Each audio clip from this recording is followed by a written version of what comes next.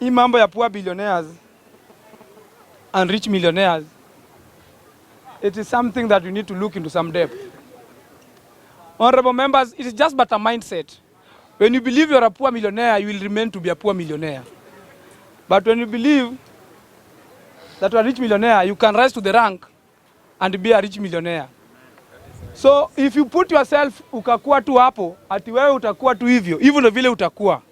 Hii culture kusema ati you cannot, it is what that has dominated the society. Mpaka wewe ukaona tu wewe tu ukakuwa, maybe let me talk of inferiority complex that is inbuilt within you, that you don't even believe in yourself. You've lost confidence in yourself. Then you start blaming those who are kona pesa at the rich millionaire.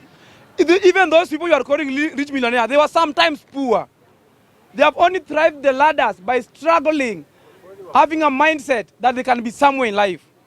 Usikose kujiamini, jiamini. If you follow the stories of people like Chris Kirubi, where they started from, if you follow the stories of some of these MCAs or these political aspirants who are today millionaires, they started from somewhere. They were never born with these monies that they have. Even you today, if you think positively towards your life or towards your mind of generating wealth, you will achieve something. Hiyo tu ndio solution. Usikategorize mtu ni rich billionaire and then una sit pretty, at me I cannot reach there. So the culture and the attitude, we've seen, me, I'm from the Lake region. I've seen fishermen rise to the rank and be billionaires from only fishing as a commercial platform. We've seen farmers who've been doing tea farming, coffee farming, and some other stuff rise to the rank of being billionaires. We've seen people who've owned estates around us. Honorable Speaker, allow me to complete my arguments. I will not flow. Let me flow. Let me flow, Mr. Speaker, with your permission, because I'm live communicating to the media, so I want to flow. I want to flow with my information, Mr. Speaker.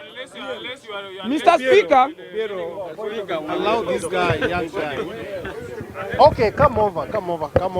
See, Obiero, listen. Thank you very much, honorable members. Honorable Obiero, you have to understand the standing orders for the House. It is high time you understood. When somebody is addressing on a point of order, you have to respect that. Therefore, you've talked about billionaires, others are lazy, that's why they are not billionaires. Can you tell us, these billionaires from the inheritance, they are billionaires from inheritance. Alizaliwa, akapata yeye mtu mmoja akakuwa billionaire. Can you tell us, if you base your argument on the laziness and people, you cannot be one? Can you tell us that? Well understood. I did not talk about laziness. I talked of a mindset. There's a difference between laziness and mindset.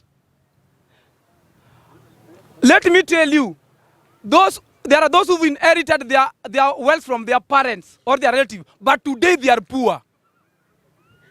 Because they did not have a positive mindset of propelling those wealth to the next level. So it is not about being lazy. It's about having a positive mindset of how you can generate wealth, whether from zero or from a platform that is already made for you. We've seen around, even across our village, I've not seen somebody's left, his father or his mother left some properties, and he decided to sell everything. Is that, how do you term that now? So this is something of a mindset. You only need a mindset that you can build, that I can be somewhere because of struggling. If I could believe you only get wealth via inheritance, then you'll remain poor because you come out with inheritance. Huh? Are you getting that? Let us just believe. So today, your father is poor. You cannot be a millionaire. You can't be a millionaire. If you struggle and believe that I can be, you can. Yeah. And my case is a businessman, and I wish him well. He can one day be a billionaire. So the culture kutuambia that all billionaires inherited wealth. That is wrong. That is a very wrong mentality. Not all. We can give a list of millionaires in this country who started from somewhere. And there was, even if you go through these media houses, you've seen them giving their history. Yeah.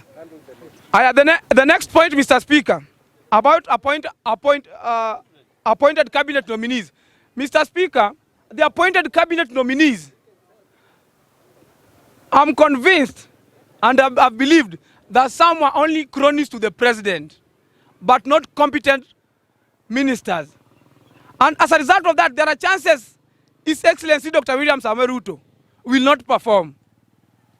Even if it was a reward, but you ought to have rewarded them in some other areas. But when it comes to ministries, there are those in the, I'm not going to name anybody, but there are those that we've looked through our medias as they were being interviewed, they are not competent. And I'm calling upon the Parliament of Kenya not to be a rubber stamp of such nominees.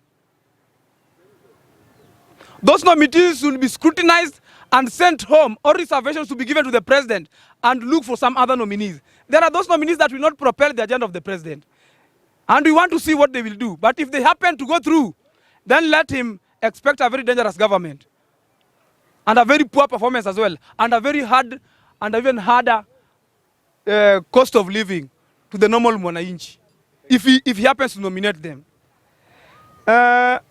President's issues about Kalonzo Musyoka. Honorable members, Kalonzo Musyoka was in national function, Mashujaa Day. I think you saw him there. He has started negotiating silently. And you know who Kalonzo Musyoka is? If he happened to, I doubt whether he was invited. He only invited himself. to that, Kalonzo has started negotiating how he's coming for the Nusumkati. I think he's trying to show that he's considering Ruto as the legit president, walking away from his team of Baba. So Kalonzo, tunamjua. Tunamjua. We are just waiting for him to be fully welcomed in Kenya kwanza. Ni siku chache tu vile some of my friends have said here. Ni siku chache tu tutaona Kalonzo hapo. Hiyo tusikuwe na wasiwasi. Tuyetu ni kawaida yake tunamjua. Atakula huko then atasimama anataka president 2027. Sasa anatafuta pesa ya kampeni. Ile ilikuwa kwa account imepotea kidogo. Sasa ndio kwenda hapo Kenya kwanza chukua a few coins arudi nayo 2027. The last point, Mr. Speaker, about Honorable Raila Odinga, that is the Luo Kingpin. Mr. Speaker, there is something here that people should understand.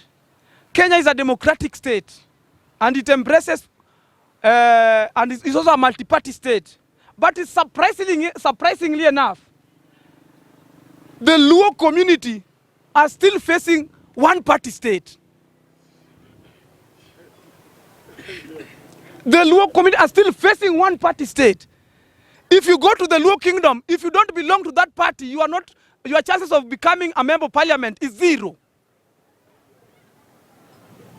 Let us embrace political diversity.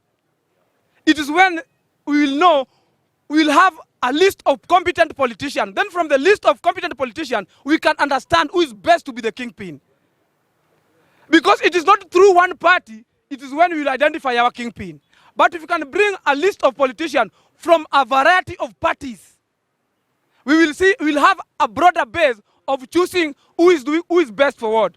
But in culture, you experience one political party. So if you don't belong in that political party, then you don't become an MP. If you don't belong in that political party, you don't become a governor. You don't belong in that political party and become an MCA. That culture must stop, Mr. Speaker.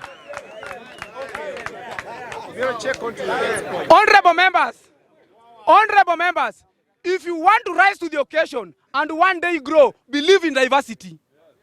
But if you believe in monopoly, you will be a dwarf and a dwarf forever. And that's what we need in the Luo Kingdom. We don't need kingpins, but we need diversity of culture, diversity of politics, and we will grow. Honorable members,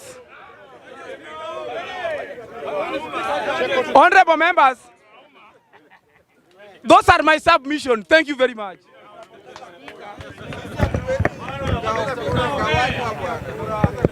Since we have a limited time, I just want to give 3 people